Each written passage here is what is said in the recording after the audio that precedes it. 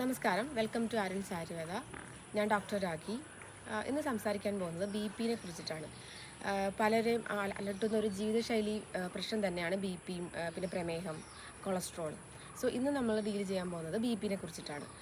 B P എങ്ങനെ ഫലപ്രദമായിട്ട് മരുന്നുകളുടെ സഹായമില്ലാതെ ചെറിയ രീതിയിലുള്ള ഡയറ്റും കാര്യങ്ങളൊക്കെ നോക്കിക്കൊണ്ട് എങ്ങനെ ഫലപ്രദമായി അത് ഷൂട്ടപ്പ് ചെയ്യാതെ നോർമലൈസ് ചെയ്ത് നിർത്താമെന്ന് നമുക്ക് നോക്കാം. ആദ്യം തന്നെ എന്തൊക്കെയാണ് ബി പി കൂടാനുള്ള കാരണങ്ങളെന്ന് നോക്കാം.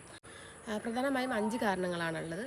അതിൽ ഏറ്റവും പ്രധാനം ഉറക്കമാണ്. ഒരു പ്രോപ്പറായിട്ട് ഒരു 7 to 8 hours സ്ലീപ്പ് നിർബന്ധമായിട്ടും വേണം. പിന്നെ ഇത് കൂടാതെ പ്രോപ്പറായിട്ടുള്ള എക്സസൈസിൻ്റെ കുറവ് കൊണ്ടും ബി പി ഷൂട്ടപ്പ് ചെയ്യും. പിന്നെ വരുന്നത് അമിതമായിട്ടുള്ള ഉപ്പിൻ്റെ ഉപയോഗം. നമ്മൾ കറികളിൽ ചേർക്കുന്നത് അല്ലാതെ തന്നെ പല തരത്തിലുള്ള പ്രോസസ്ഡ് ഫുഡിലെല്ലാം ആഡഡ് ഷുഗർ ഉണ്ട്, സോഡിയം കണ്ടൻറ്റ് ഒരുപാട് കൂടുതലാണ്. സോ ഇതും ഡയറക്റ്റ് നമ്മുടെ ബോഡിയിലേക്ക് ചെല്ലുമ്പോൾ ബി പി ഷൂട്ട് ചെയ്യുന്നു. പിന്നെ ഇതുകൂടാതെ ജങ്ക് ഫുഡിൻ്റെ ഉപയോഗം. ഇന്നത്തെ തലമുറ കൂടുതലായിട്ടും ജങ്ക് ഫുഡിനെയാണ് ആശ്രയിച്ചുകൊണ്ടിരിക്കുന്നത്. സോ ഈ ജങ്ക് ഫുഡിലൊക്കെ ഒരുപാട് അൺസാച്ചുറേറ്റഡ് ഫാറ്റും പിന്നെ ഒരുപാട് സോൾട്ടിൻ്റെ കണ്ടൻ്റ് എല്ലാം ഒരുപാട് കൂടുതലാണ്. സോ ഇതെല്ലാം ബി പി ഡയറക്റ്റായിട്ട് ഷൂട്ട് ചെയ്യുന്നതാണ്. പിന്നെ ഇതുകൂടാതെ പിന്നെ ഓവർ വെയ്റ്റും ഒരു റീസണാണ്, ബി പി വരാനുള്ള ഒരു കാരണമാണ്.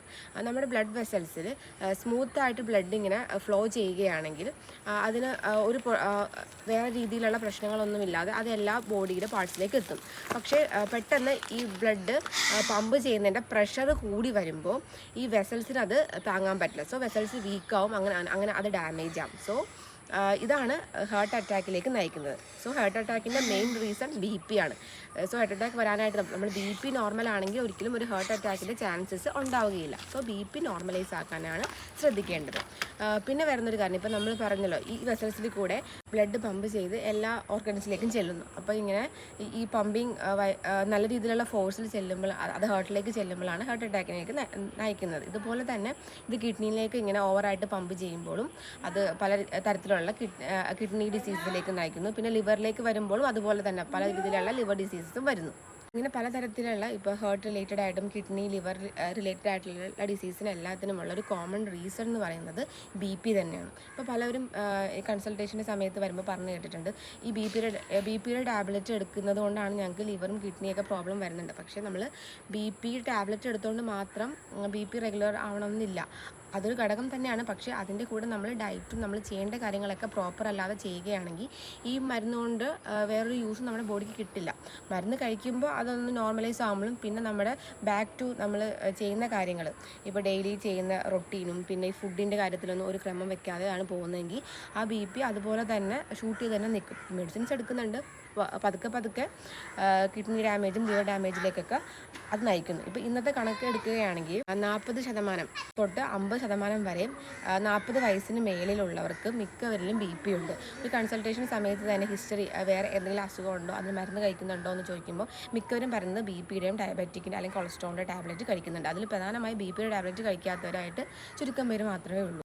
പിന്നെ 50 മുതൽ 60% ഓഫ് ആളുകളിൽ സ്ട്രോക്ക് വരാനുള്ള കാരണവും ബി പി ഷൂട്ടപ്പ് ചെയ്യുന്നതാണ്. Normal value of B P 120/80 ആണ്. സോ പിന്നെ നമുക്ക് ഒരു ഏജിൻ്റെ ഒരു അടിസ്ഥാനത്തിലൊക്കെ ഒരു 45+ ഒക്കെ ആയിട്ടാണ് ഒരു 140/90 വരെ നമുക്ക് നോർമലായിട്ട് തന്നെ നമുക്ക് അത് കണക്കാക്കാം. അതിൽ കൂടുതൽ വരുമ്പോഴാണ് ചിലപ്പോൾ ഡോക്ടേഴ്സ് മെഡിസിൻസും കാര്യങ്ങളൊക്കെ പ്രിസ്ക്രൈബ് ചെയ്യുന്നത്. സോ ഈ മെഡിസിൻസ് അല്ലാതെ നമുക്ക് എന്തൊക്കെ രീതിയിലുള്ള ചേഞ്ചസ് ലൈഫിൽ വരുത്തിയിട്ടുണ്ടെങ്കിൽ ബി പി നോർമലാക്കി ഇരുത്താമെന്ന് നോക്കാം. അതിൽ പ്രധാനമായിട്ട് ശ്രദ്ധിക്കേണ്ടത് ഒരേ ഒരു കാര്യമാണ്. ഒന്ന്, നമ്മൾ ഒരു ഡാഷ് ഡയറ്റ് ഫോളോ ചെയ്യുക.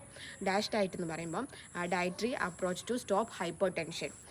അതിൽ ഉൾപ്പെടുന്ന കാര്യങ്ങൾ 4 കാര്യങ്ങളാണ്. സോ നമുക്കത് ഓരോന്നായി നോക്കാം. ഫസ്റ്റ് തന്നെ നിങ്ങളുടെ ഡയറ്റിൽ നിന്ന് സാൾട്ടിൻ്റെ കണ്ടൻറ്റ് അത് മാക്സിമം ഒഴിവാക്കുക. ഒരു 3 grams ഒക്കെ മതി ഒരു ഡെയിലി റിക്വയർമെൻറ്റ്. അത് കൂടാതെയുള്ള ഈ പ്രോസസ്ഡ് ഫുഡ്, ബേക്കറി ഐറ്റംസും അതുപോലെയുള്ള ജങ്ക് ഫുഡ്, ഫാസ്റ്റ് ഫുഡ് എല്ലാം മാക്സിമം സ്റ്റോപ്പ് ചെയ്യുക. അൺസാച്ചുറേറ്റഡ് ഫാറ്റ് അത് ഡയറ്റിൽ നിന്ന് ഒട്ടും തന്നെ ഡയറ്റിലേക്ക് കൊണ്ടുവരാതിരിക്കാനായിട്ട് ശ്രമിക്കുക. അൺസാച്ചുറേറ്റഡ് ഫാറ്റ് എന്ന് പറയുമ്പോൾ നമ്മുടെ മീറ്റ് വരും. അതിൽ ബീഫ്, പോർക്ക്, മട്ടൺ അതിൻ്റെയൊക്കെ മീറ്റെല്ലാം കഴിക്കാതിരിക്കുക. പിന്നെ ഓർഗൻ മീറ്റും, ഇപ്പോൾ ലിവറും ഈ ബീഫിൻ്റെയൊക്കെ ലിവർ കഴിക്കുന്നവരുണ്ടാവും. സോ അതെല്ലാം മാക്സിമം ഡയറ്റിൽ നിന്ന് അവോയ്ഡ് ചെയ്യുക.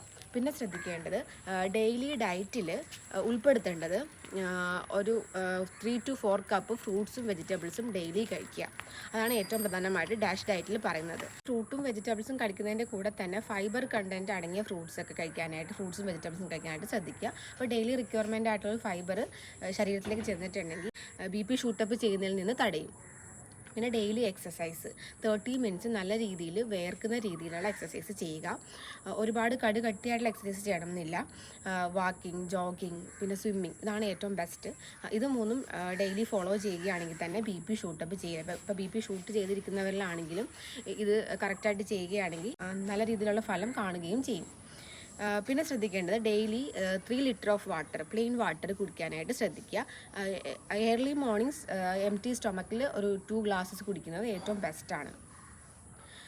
പിന്നെ ഇത് കൂടാതെ ഇപ്പോൾ ആൽക്കഹോൾ അല്ലെങ്കിൽ സ്മോക്കിംഗ് ഹാബിറ്റ്സ് ഉള്ളവരാണെങ്കിൽ സ്മോക്കിങ്ങും ആൽക്കഹോളൊക്കെ പ്രോപ്പറായിട്ട് തന്നെ സ്റ്റോപ്പ് ചെയ്യുന്നതായിരിക്കും നല്ലത്. സോ ഇപ്പോൾ നമ്മളിപ്പോൾ എക്സസൈസ് ചെയ്തില്ലെങ്കിലും ഈ ആൽക്കഹോളും സ്മോക്കിങ്ങും സ്റ്റോപ്പ് ചെയ്താൽ തന്നെ BP യിൽ നല്ല രീതിയിലുള്ള വേരിയേഷൻസ് കാണാനായിട്ട് സാധിക്കും. Thank you.